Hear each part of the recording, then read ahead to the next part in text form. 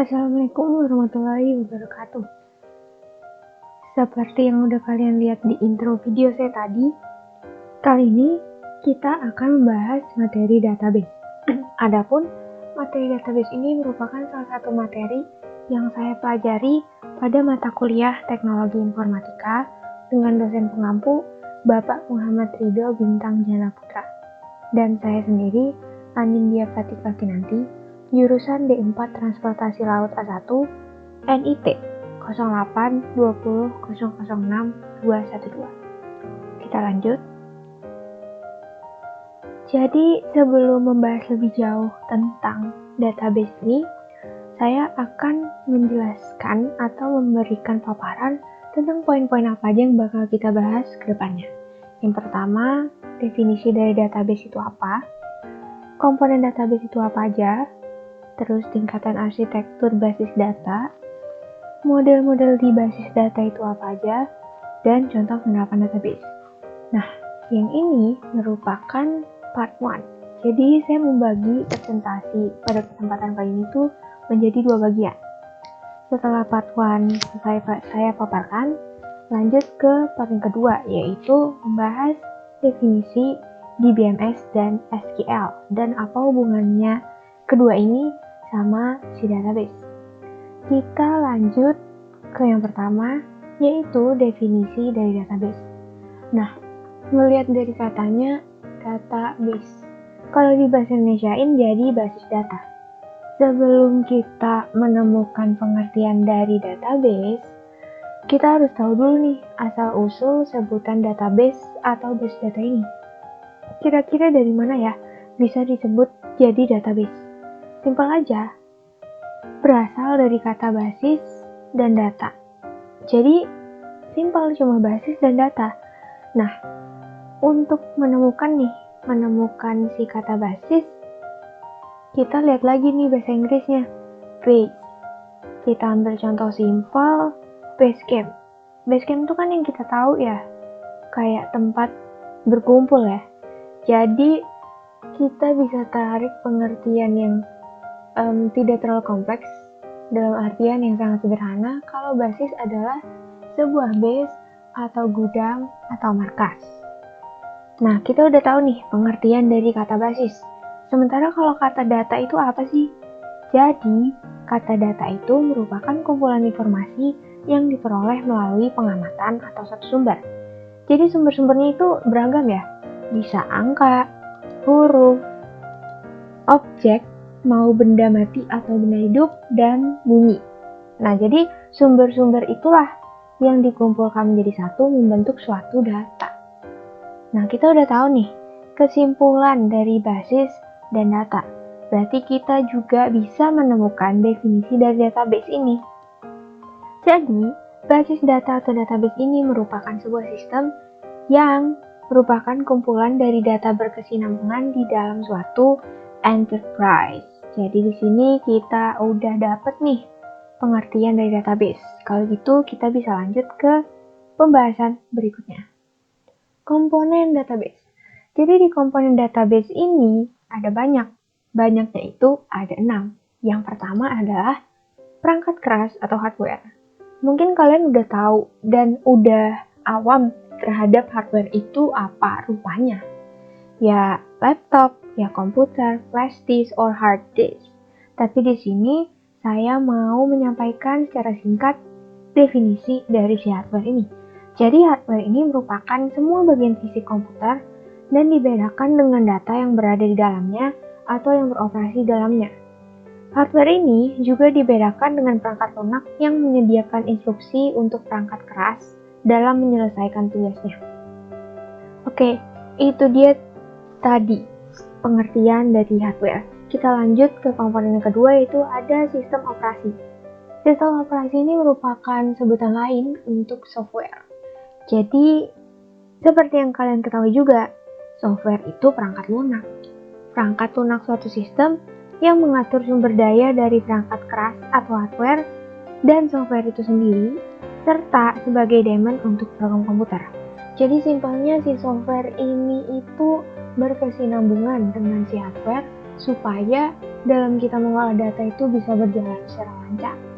Contohnya nggak jauh-jauh amat, ada di dalam hardware kita, laptop atau komputer contohnya, yaitu Windows. Ataupun yang lain kita bisa ambil contoh Unix. Lanjut, yang ketiga ada basis data. Ya, ini basis data atau database itu sendiri ya. Jadi basis data di sini berarti sekumpulan data yang terorganisir dengan baik agar data tersebut mudah disimpan, diakses, dan dimodifikasi. Lanjut, yang keempat adalah Database Management System atau DBMS. Kalau kalian nggak lupa nih, saya udah menyebutkan si DBMS ini tadi di awal, waktu kita masih mengulik poin-poin apa aja yang bakal kita bahas di presentasi kali ini, pada kesempatan kali ini. Jadi, khusus untuk komponen yang keempat ini, saya akan bahas di sessionnya sendiri. Kalau gitu, kita bisa lanjut ke yang kelima. User atau pemakai atau pengguna. Stop, udah, sampai di situ aja definisinya. Nggak usah muluk-muluk. Itu kan yang kita ketahui bersama. Tapi, kalau di dalam komponen database ini, user itu berarti pengguna database atau basis data yang dibedakan menjadi beberapa golongan. Jadi golongan ini tuh bisa dilihat tergantung tingkat kepentingan dari usernya sendiri. Dan komponen terakhir adalah aplikasi atau perangkat lain. Jadi di sini kita udah mengetahui ya komponen-komponen database itu apa aja. Ada 6. Pertama hardware, kedua sistem operasi atau software, yang ketiga basis data, keempat ada DBMS, yang kelima ada user, dan yang terakhir aplikasi atau perangkat lain. Kita udah kelar dengan komponen database, kita bisa lanjut ke poin berikutnya. Tingkat arsitektur database. Di sini, tingkat arsitektur database ini ada 3 ya. Yang pertama ada tingkat eksternal atau external level, yang kedua ada tingkat konseptual atau conceptual level, dan yang terakhir, yang ketiga, ada tingkat internal atau internal level. Nah, yang pertama kita bahas tentu dari awal ya, si tingkat eksternal. Jadi, tingkat eksternal ini merupakan cara pandang pemakai atau user terhadap basis data. Di level ini juga bisa digambarkan bagian basis data yang relevan bagi user tertentu. Nah, di level eksternal ini, masing-masing user itu dapat menggunakan sudut pandangnya dalam mengoperasikan suatu data. Akan tetapi, level ini itu terbatas pada entitas yang diperlukan aja. Nah, itu dia tadi pembahasan tingkat eksternal. Kita lanjut ke tingkat yang selanjutnya, yaitu tingkat konseptual.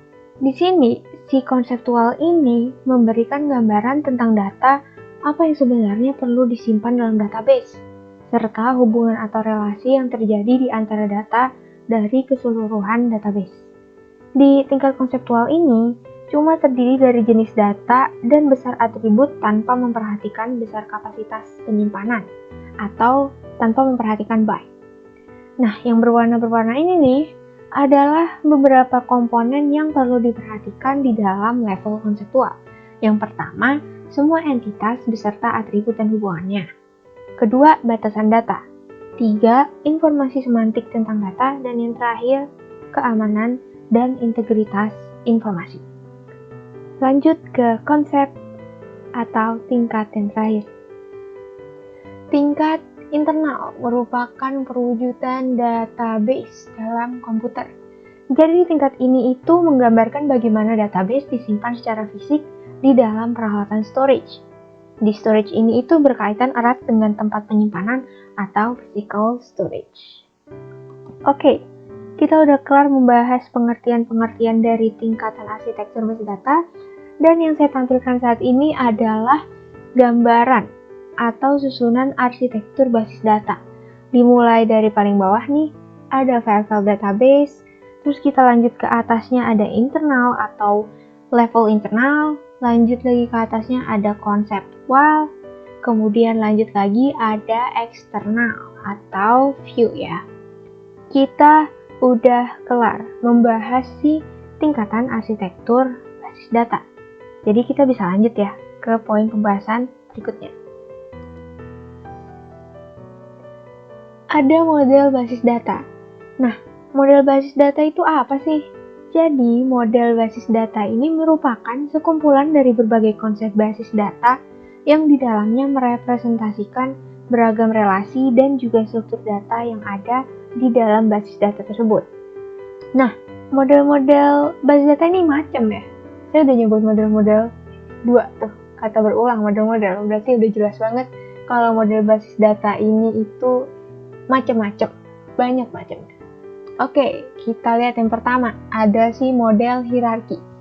Yang kedua ada model data jaringan, yang ketiga ada model relasional, dan yang terakhir adalah model file. Yang pertama kita kupas tentu yang dari awal ya. Ya, si model hierarki.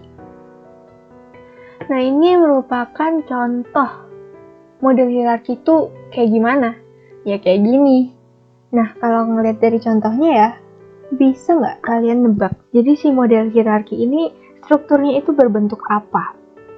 Kalau kalian bingung, saya udah kasih spoiler di salah satu button di sini. Model hierarki itu bentuknya kayak gimana? Oke, jadi si model hierarki ini bentuknya seperti struktur pohon. Bukan seperti lagi ya, maksudnya model hierarki ini memang strukturnya itu struktur pohon. Jadi, di sini, di model hierarki ini, puncak yang ini disebut root. Nah, entitas yang ada di bawah root ini disebut parent atau si induk. Nah, model hierarki ini punya kelebihan dan kelemahannya. Yang pertama kita bahas kelebihan ya. Jadi ada dua nih kelebihan yang saya dapatkan dari si model hierarki ini. Yang pertama, ada data akan dengan cepat bisa dilakukan retrieve. Dan yang kedua, integritas antar data jadi lebih mudah diatur sesuai dengan keperluan kita. Dan kelemahannya adalah, jadi seseorang yang menggunakan ini, usernya ini kita harus paham, harus benar-benar familiar terhadap susunan basis data. Artinya kita sebelum berkutat dengan si model hierarki ini, kita harus paham terhadap susunan basis data yang akan kita modifikasi, yang akan kita utak-atik. Dan kelemahan yang kedua itu terjadi redundansi data. Oke, kelar udah ya bahas model hierarki. Mungkin kalian buat yang masih bingung kenapa sih model hierarki ini strukturnya struktur pohon. Padahal di contohnya ini nggak kayak pohon kan ya. Jadi anggapannya gini aja ya. Ini itu pohon yang kebalik. Gimana tuh? Ini nih akar. Terus ini tuh batang. Dan ini nih cabang-cabangnya, kayak daun-daunnya, bunga-bunganya. Jadi ini bisa dikatakan struktur pohon. Oke, kita lanjut ke model yang kedua. Model data jaringan. Jadi, di model data jaringan ini adalah model yang sebenarnya merupakan perbaikan dari model hierarki yang tadi. Atau sederhananya si model data jaringan ini tuh upgradean dari model hierarki. Kenapa tuh bisa disebut sebagai upgradean atau versi lebih bagusnya model data hierarki? Karena si model data jaringan ini bisa melakukan perbaikan dengan menambahkan root table ketika kita hendak melakukan share terhadap child table. Nah, tentu sih si model data jaringan ini juga punya kelebihan dan kelemahan. Kelebihannya itu datanya tuh lebih mudah diakses. Terus kita juga bisa memodelkan basis data lebih mudah. Apalagi basis datanya itu sifatnya kompleks. Lanjut lagi, kita juga bisa dengan mudah kalau mau membentuk query yang kompleks di dalam suatu retrieve data. Dan kekurangannya adalah struktur data dalam model data jaringan ini tidak mudah ketika kita ingin melakukan modifikasi. Dan yang kedua, user itu harus paham, harus benar-benar paham seperti apa struktur data yang akan kita libatkan di dalam model data jaringan ini. Oke, udah kelar di model data jaringan, kita lanjut ke yang ketiga. Model relasional. Jadi di model relasional ini mainstream. Kenapa tuh saya bilang mainstream? Karena model ini tuh paling banyak digunakan sama user-user. Jadi mungkin kalian kalau ngelihat contoh gambaran dari model relasional ini agaknya awam ya, agak mainstream gitu ya, karena emang udah banyak yang menggunakan. Nah, di sini unit yang disimpan dalam model relasional ini berupa tabel, berupa kelompok data yang memiliki hubungan antar satu dengan yang lain. Kelihatan jelas ya di gambarnya kalau mereka itu simbiosis mutualisme gitu, jadi berhubungan dengan satu sama lain gitu kan ya. Tentu nih, si model relasional juga ada kelebihan dan kekurangannya, sama kayak model-model sebelumnya. Kelebihannya itu ada kecepatan dalam mengakses data. Yang kedua, datanya itu lebih akurat ketimbang model-model sebelumnya. Lanjut lagi, struktur datanya mudah untuk kita modifikasi. Dan kelebihan yang terakhir yaitu kita mudah dalam membangun maupun memodifikasi program pada aplikasi. Kekurangan model ini adalah user harus benar-benar paham tentang hubungan antar tabel. Dan user juga harus menguasai bahasa SQL. Oke, SQL tuh. Tadi saya juga udah singgung ya, SQL pada pembahasan poin-poin sebelum kita melangkah lebih jauh sampai sini. Nanti kita bahas si SQL pada session sendiri. Kita lanjut dulu ke model yang terakhir. Model flat file. Jadi model flat file ini berbentuk teks. Biasanya itu berbentuk teks. Jadi nanti dia akan disimpan pada suatu field, di mana setiap fieldnya sudah dilengkapi dengan panjang konstan maupun juga panjang bervariasi yang nantinya dipisahkan oleh masing-masing karakter atau delimiter. Nah, di sini model flat file ini punya kekurangan, yaitu lokasi fisik antara field data dan juga file harus benar-benar diketahui. Jadi, kita sebagai user kalau ingin berkutat dengan model flat file ini, kita harus tahu di mana field data itu dan juga file yang ingin kita akses. Lanjut kelemahan yang kedua atau kekurangan yang kedua, yaitu program terlebih dahulu harus kita kembangkan agar nanti bisa digunakan untuk mengatur data. Dan yang terakhir, kita itu sulit untuk mengatur data secara lebih efisien. Dan si model flat file ini juga datanya tuh kurang akurat ya. Maksudnya dia itu kurang relevan atau ya kurang akurat ya ketimbang model-model sebelumnya. Jadi kita bisa menyimpulkan ya, kalau ingin berkutat dengan model-model ini, kita benar-benar harus paham basis data itu apa, entah susunan, entah sistem, entah struktur, supaya kita juga enak mengerjakan yang berhubungan dengan database gitu ya. Oke. Nah, ini kita udah bahas ya tadi poin-poin dari pengertian database, terus model, terus tingkatan arsitektur, apalagi ya? Jenis-jenis banyak ya, pokoknya tadi banyak banget, sisa contoh. Dan selanjutnya saya akan membahas si DBMS dan SQL. Kita lanjut ke DBMS dulu. Nah, di sini DBMS ini merupakan singkatan dari Database Management System. Jadi, DBMS ini merupakan sistem pengorganisasian dan sistem pengolahan database pada komputer. Si DBMS ini juga merupakan perangkat lunak atau software yang dipakai untuk membangun basis data yang berbasis komputerisasi. DBMS ini berfungsi sebagai perantara untuk user dengan basis data. Jadi, untuk dapat berinteraksi nih dengan si DBMS, kita itu dapat memakai bahasa basis data yang udah ditentuin oleh perusahaan DBMS. Jadi, bahasa basis data ini umumnya tuh terdiri dari macam-macam instruksi yang diformulasikan supaya instruksi tersebut itu dapat diproses oleh DBMS.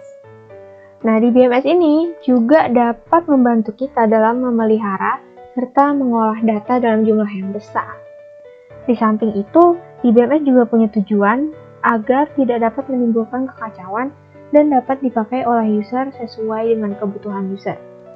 Nah, ini adalah fungsi-fungsi dari DBMS. Yang pertama, bisa dipakai atau digunakan secara bersamaan, kecepatan serta kemudahan ketika mengakses data. Yang ketiga, menghemat ruang penyimpanan data. Yang keempat, untuk keamanan data, menghilangkan duplikasi dan inkonsistensi data. Dan yang keenam, menangani data dalam jumlah yang banyak atau besar. Oke, akhirnya kita membahas di BMS ya.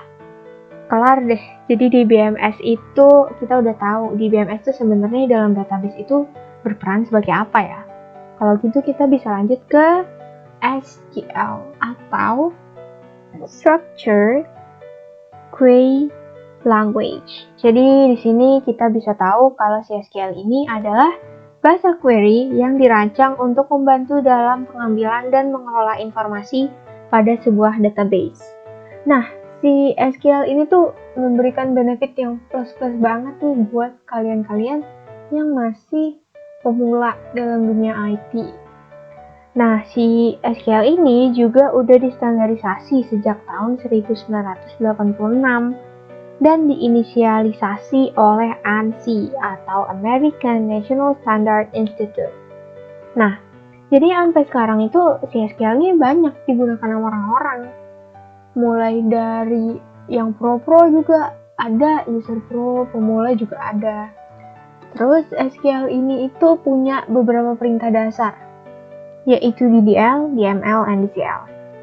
Nah, kita bahas yang pertama dulu ya, yang si DDL. Jadi DDL ini adalah Data Definition Language, yaitu perintah yang paling dasar di dalam bahasa SQL ini sendiri. Jadi tujuan adanya DDL ini itu untuk membuat struktur database secara tepat gitu. Perintah-perintahnya ada 5 ya. Yang pertama ada create. Jadi create ini digunakan untuk membuat sebuah database baru. Lanjut ada alter. Alter ini berguna untuk mengubah struktur tabel yang sudah ada sebelumnya. Nah, biasanya alter ini itu digunakan untuk mengubah atau menghapus kolom, merubah nama tabel, dan lain-lain. Lanjut ada drop. Jadi drop ini punya fungsi untuk menghapus database, tabel, kolom, hingga bagian indeks. Show. Show ini adalah perintah yang terakhir di dalam DDL ya. Jadi dia berfungsi untuk menampilkan data tabel yang udah ada. Oke, kita lanjut ke DML. DML, Data Manipulation Language. Jadi pengertian dari DML ini sendiri adalah sebuah perintah SQL yang punya tujuan untuk memanipulasi data dalam database. Di dalam DML ini juga ada 4 perintah ya. Yang pertama insert. Kalian juga tahu kalau insert ini itu adalah perintah untuk menginput sesuatu. Ya sama, insert di dalam DML ini berguna untuk menginput data record yang baru ke dalam sebuah tabel. Lanjut ada select. Jadi perintah select ini digunakan untuk menampilkan atau mengambil data dari sebuah tabel. Kita juga bisa mengambil data dari tabel yang berbeda dengan menggunakan fungsi relasi. Perintah yang ketiga ada update. Update ini punya tujuan untuk merubah data record atau melakukan pembaruan data yang sudah ada. Tapi kita juga bisa menuliskan perintah ini kalau terdapat proses input yang salah pada record data kita. Dan perintah yang terakhir adalah delete.